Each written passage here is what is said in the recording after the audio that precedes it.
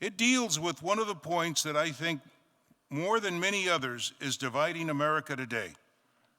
What is the idea of equality in this nation?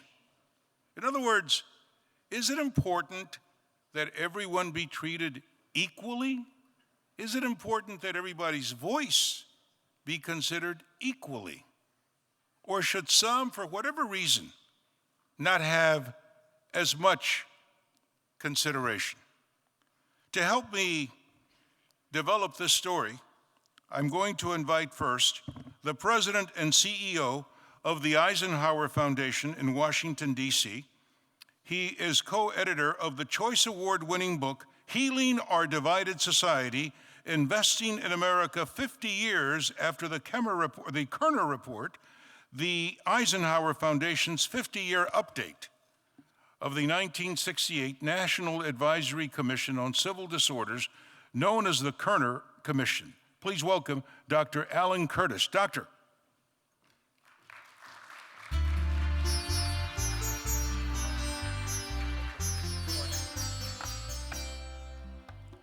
Thank you very much. Our next panelist is the Senior Manager of Public Policy for Starbucks. In his role on global public policy and government affairs at Starbucks, Nadim Damluji, and I apologize, I did not speak with him before, leads policy strategy on diversity, inclusion, and equity through the lens of civil rights and human rights. Let's please welcome Nadim.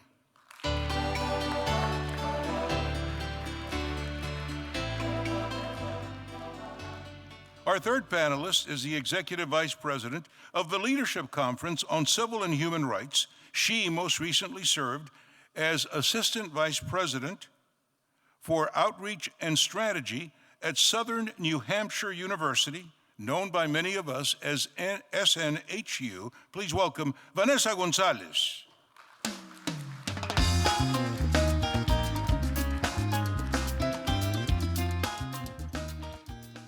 And our final panelist is the CEO of the Anti-Defamation League and its 6th national director. As chief executive of ADL, he leads all aspects of one of the most respected civil rights organizations, not only in the country, I would dare say, in the world. Please welcome Jonathan Greenblatt.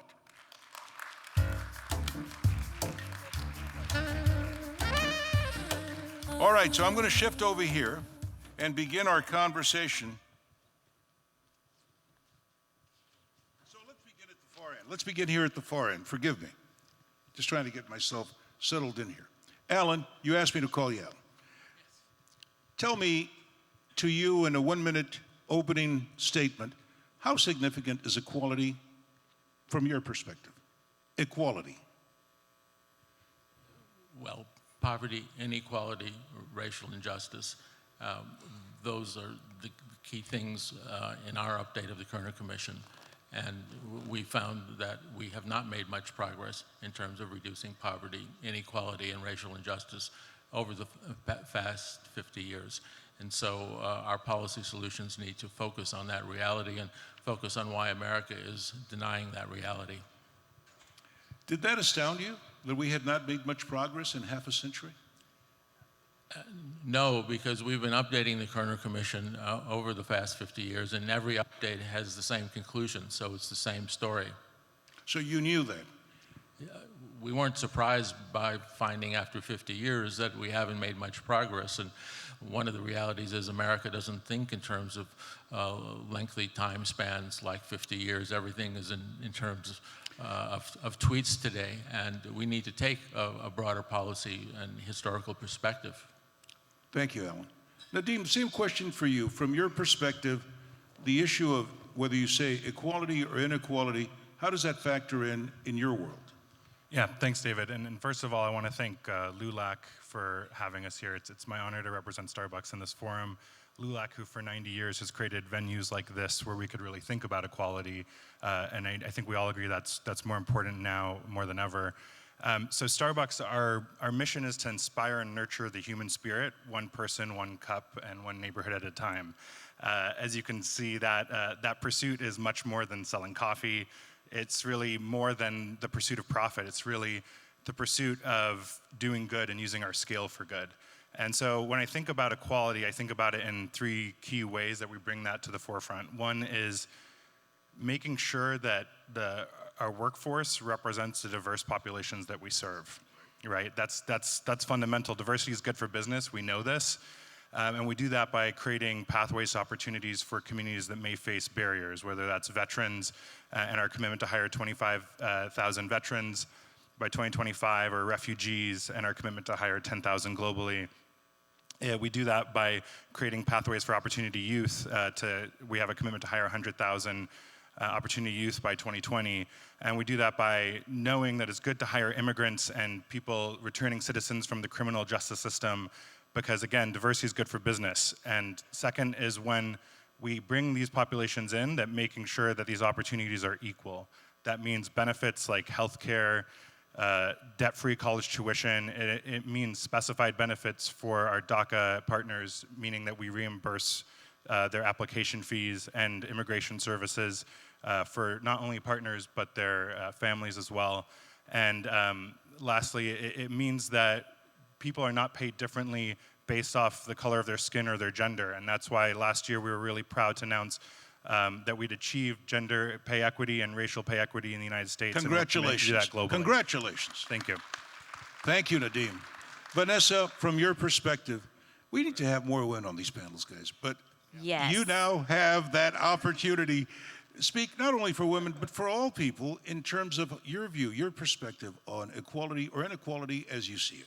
Yeah, absolutely. As Executive Vice President for the Leadership Conference on Civil and Human Rights, I have the privilege to be able to work with our state partners all across the country and in some of the territories on the ground to figure out what are some of those key and intersectional issues, how can we come together in coalition, including with some of our amazing national partners like the ADL, and figure out where can we really not only speak from one voice, but also share resources, save some resources. We all know how hard that can be at times.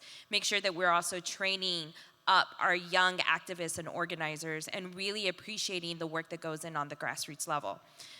It is because we have the privilege of being essentially an umbrella convener with over 200 organizations that span many, many issues. We have the opportunity to really look at equality from different lenses and different point of view. But I also want to say it's not just equality, right? It's equity. And what does that look like, particularly for communities of color, particularly for women, gender equity, you name it. And so we sit at this really unique intersection that I'm extremely proud to be a part of. And I'm so glad that you've touched on that nuanced interpretation and definition. So thank you for being part of this. You know, I feel like I know you. Though I've never met you, I've read your work. I certainly am very familiar with the history of the ADL. And Jonathan, I want to just say to you that your organization has had the courage, the bravery for a long time to speak where others would not. Talk to me about equality, inequality, equity. What's important to you? Well, thank you for the kind words, and I would reciprocate and say how impressed I am here at LULAC and how extraordinary it is to have the energy and the moment. I mean, we need your leadership and Sydney's leadership and all of your leadership. So as background, ADL was founded in 1913 after a Jewish man, falsely accused of a crime, was lynched from a tree. And in that moment, the founders, they wrote a mission statement that this organization would, quote, work to stop the defamation of the Jewish people and secure justice and fair treatment to all. So in that moment, 100 years ago, they had sort of an intersectional view that our safety was bound up in the safety of all people, no matter what their faith or race or national origin or sexual orientation or gender identity or level of ability. And so today, through advocacy, through education, we are very focused on this issue of equality. I would say to you that it is the bedrock, it is the foundation for what we should strive for as a country. And so when we stand up today to speak out against the cruel and inhumane and revolting way that people are being treated, those who are seeking asylum at our borders, those who came here as immigrants, by the way, every single member of the Jewish community in the United States We are here because our ancestors or ourselves were immigrants or refugees. And Yes. And let me say, adding to Jonathan's words, we at LULAC had a leadership call a few days ago. We were so proud of the leadership that the Jewish community up in the Northeast took, in New York, I believe, on the issue of the detention camps that our president, Domingo Garcia, calls concentration camps. And please, that is not in any way to diminish the Holocaust or its significance in our global and human history. Alan, how did we get here? How did we get here? How did we get to a place where people are having croissants and coffee and children are suffering scabies and depression and all kinds of drugs that are being given to them in detention centers along the southern border? How did we get here? Well, in 1968, that dreadful year, the Kerner Commission said the reality was, in effect, white racism. And I want to be really clear on some of the trends that we're talking about here. In those 50 years, overall child poverty has increased, deep poverty has increased, income inequality has increased, wealth inequality has increased, school segregation has increased. The number of people in prison in 1968 was 200,000. Today, there's 2 million in prison. But and wait, Alan, disproportionately people of color. There are So those are friends- some of the hard and fact realities that we have to face that have evolved over those 50 years. There are many people today who are happy with Wall Street. The stock market is booming. Business is great. And yet, we're here talking about things like that increasing in terms of the disparity. And that's something that an organization like LULAC, and I thank LULAC for this invitation because I grew up in Milwaukee, needs to face. I go around the country talking about these facts, and I find a lot of people are in deep denial, especially white men, privileged white men. One of the realities, though, in spite of this, we have learned over the last 50 years a lot about what doesn't work. In terms of working on in cities, for example, what works is real community-based, problem-oriented policing, not just public relations that encourages community-based banking, which facilitates new businesses and integrated housing development, which in turn creates integrated schools and also creates jobs for people in the community and returning ex-offenders. So we have comprehensive independent programs. We have evidence on that they work, but we're not scaling it up. And we're on the other hand, if we scale up what works, we could finance it by scaling down what doesn't work. And what doesn't work equals supply-side tax breaks for the rich, prison building for the poor, zero-tolerance policing, failed welfare reform. And most of all, I just want to say, what doesn't work, especially to young people today, what doesn't work is stale rhetoric from the 1980s that government is the problem.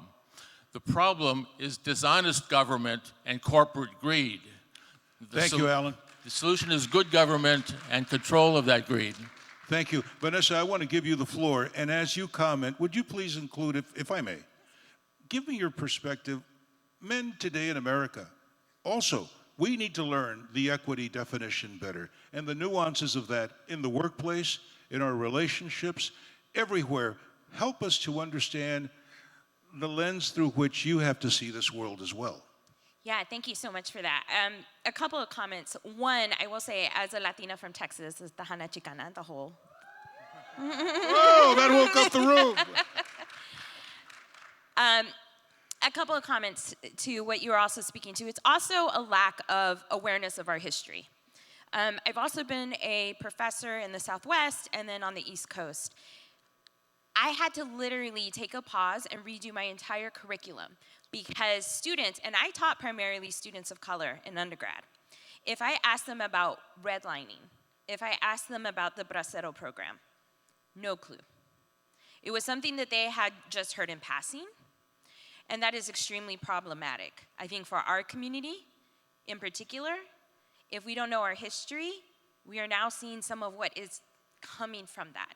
It is not to say that it's on us, but it is awareness that we need, that the laws and the systems that were created in the United States were built on a principle of white supremacy. That does not serve us. And so it's incumbent upon us to be educated about our history. It's incumbent on us to be educated about how we get engaged, civically engaged, get engaged in politics, how we vote, how we look out for each other, so that we can start to take some of that power and start to maneuver that. Now, I can't speak on how to fix men throughout the country. Well, but you can speak to it from the standpoint of, as a woman, and certainly now that it is okay to speak out and say, this is not acceptable, what must we learn that maybe we've been somewhat oblivious to? You just have to take a pause, honestly. I myself am often the only woman or the only Latina in a room. And it has been interesting to see it evolve over years. And I appreciate it. And I have had white men in particular kind of take a pause and ask, is this okay? And I can tell you, yes, that's okay, or no, that's not. But I will say that's also because I am older, because I'm kind of tired of dealing with it. No, you're more experienced. I am more experienced. Thank you. I'm tired of dealing with it. And so I have no problems telling you that is not okay. I think the question that men need to ask themselves internally is, am I making this decision because? Am I making this decision because she is a woman, or to either allow her entry into the room and open that door? Or am I saying, no, I don't think she's ready. And are you saying she's not ready because she is a woman? And what do you need to take a step back from in your own mentality, particularly for white men of privilege, and white men in power? Take a look at, if you are hiring for diversity's sake, that's not going to work. Are you moving women of color, people of color up in scale? Are you moving them up in the salary range? Are you providing professional development opportunities for them? Right, so it's a scale of things to take a look at. And I'm going to come back, forgive me, but I have my phone here because it's my timer, but my phone is also ringing. I want to come back to Jason here. Here we're talking about trending topics, and yet the ADL over time has dealt with life and death situations. Yeah. So let's talk about the social platforms that so easily, at the click of a mouse, will shoot out disparaging, attacking, threatening content. How do you view it at the ADL? Yeah, I mean, we've been focused on fighting hate for over 100 years. Today, the front line of that fight is on Facebook. It's on Twitter. It used to be that sort of right-wing extremists and other haters, you know, they wore white sheets, right, and they met in some compound in the woods in the West. Today, there are online rallies happening 24/7. You can find this, or your children can find this, with a click or a swipe right from their phone. Let me just ask you, and I want Jason to continue, does this terrify you? How easily you can be bullied, young people? How easily you can be slandered, adults? There's even an organization now that will sell you a way to improve your reputation, never telling you the information they have, Jason, may be inaccurate. But I want to come back to you. How do you as an organization tackle that? Well, I want to just ask a question of the audience. How many of you have been harassed or bullied online? Raise your hand. So I'm surprised. That's a lower than what I thought. We did a survey last year, found that 37% of online users reported being bullied or harassed online. So we've opened up an office in Silicon Valley. We're working directly with Google and YouTube, Facebook and Twitter, Amazon and Microsoft, all the big platforms. Are they listening, Jason? You know, they listen not as well as I would like. But, you know, there's some things they need to do. They need to adjust their algorithms to make this filth impossible to find. They need to stop hate for profit. You shouldn't be able to post like a disgusting extremist video slandering Latinos or Jews or any other marginalized community and monetize it. And number 3, they need to slow it down. I don't think we need to be able to post every stray thought within a millisecond of hitting click. You know what?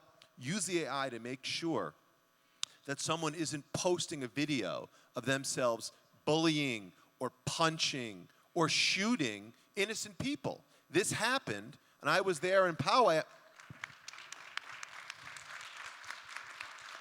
Thank you. We've seen this. Shooters in Christchurch who was targeting Muslims. The shooter in Poway who was targeting Jews. We've watched these videos be live streamed, and spread all over the internet. It is unconscionable that the companies allow this to happen, and it needs to stop. Jason Greenblatt, the ADL. I want to come back to Nadim, Starbucks. You are America's coffee shop. You're the kitchen table where I go to have my coffee and my double smoked bacon, okay? But you're also a company that, because of your high visibility, has been attacked recently for different reasons, rightly or wrongly, but the information gets out there. I know our topic here is equity. How do you get corporate equity where, yeah, you're known by everybody, but you're also a big target? How do you handle that? Yeah, so equity for us not just means how we act as a company, as a corporation, how we employ, but it means understanding our space in the fabric of America. We are the third space. We designed ourselves to be that way. We tried to create welcoming spaces throughout the country, and where you can come, that's not your job and not home, and really sit and enjoy a cup of coffee and have a conversation. So that's our goal, right? To create these welcoming spaces. But to Vanessa's point, we can't do that without understanding our history. We can't do that without understanding the history of public accommodation and civil rights. And when we closed down our stores to do training, we really taught our partners not only just about bias, but how it connects to this fabric, how it is intersectional. I'm really proud that we're working with Arizona State University right now to create a way of understanding how all retailers, not just our own, can understand bias and how it connects to the Latinx experience, to race and ethnicity, and to gender, to understand everything we're bringing with us in this multifaceted world every day, and how to better inform those interactions based on history and understanding the civil rights struggle. I want to come back to Alan. Alan, you've sat quietly, and as your organization has for half a century, you're looking at this landscape. And there is something that calls to me, your book, Healing Our Divided Society, how appropriate it is today. What do you think about everything you've heard? We're talking about trending topics. We're talking about millisecond bullying. We're talking about coffee houses coming under attack. This is the new normal. Where are we going with all of this? First, on what we've been talking about, I recall 100 years ago, President Teddy Roosevelt busted the trust. He took on the big, giant corporations. And so one way of dealing with equity today is to regulate Silicon Valley. In terms of the broader reality and your question, because we know these trends and because we know what works, we need to create new will. The original Kerner Commission in 1968 said we need new will, and Cesar Chavez and Robert Kennedy and Martin Luther King were in the process of creating an economic justice coalition that embraced all races and most classes. And then Bobby Kennedy was killed and Dr. King was killed, and we still don't have that new will. LULAC has to join with people like Reverend Barber in a new coalition to create that new will and bring back the spirit of the 1960s. So, yes or no answers because of time. Can we do it? Alan? Yes, we can. It won't be easy. We're pushing the rock uphill. Okay, Nadim. Yes, we all have a role to play, and corporations like our own can't just go with the status quo. We need to understand how we're connected and can work better with civil rights organizations like ADL, Leadership Conference, and LULAC. Chicana Vanessa, se puede. Sí se puede. Yes, absolutely. I think we could do it working with strong organizations, working with organizations like Jonathan's organization and our partners at the ADL, who also have a larger breadth of scope of work and really deep into the intersectionality and making sure that everyone across the board understands how to engage and how to get involved. Thank so you. yes. Jonathan, you've got the last word. I've got the last word, so of course I'm going to say si podemos, but I want to say one thing. So hate crimes are up against Latinx population. Javier Becerra, the AG of California, just released new statistics. Up last year, 18 down against African Americans, the LGBTQ community, Muslims, we can be thankful for that. But up 18% against the Latinx community and 21% against Jews. We have got to work together to make America live up to its promise. Eso! Jonathan, as we say goodbye to you for this panel, please take a look. This is an historic gathering of people here, many different perspectives. I hope you have found it informative, and perhaps we will be wiser for it. Thank you again. I appreciate it. Let me introduce now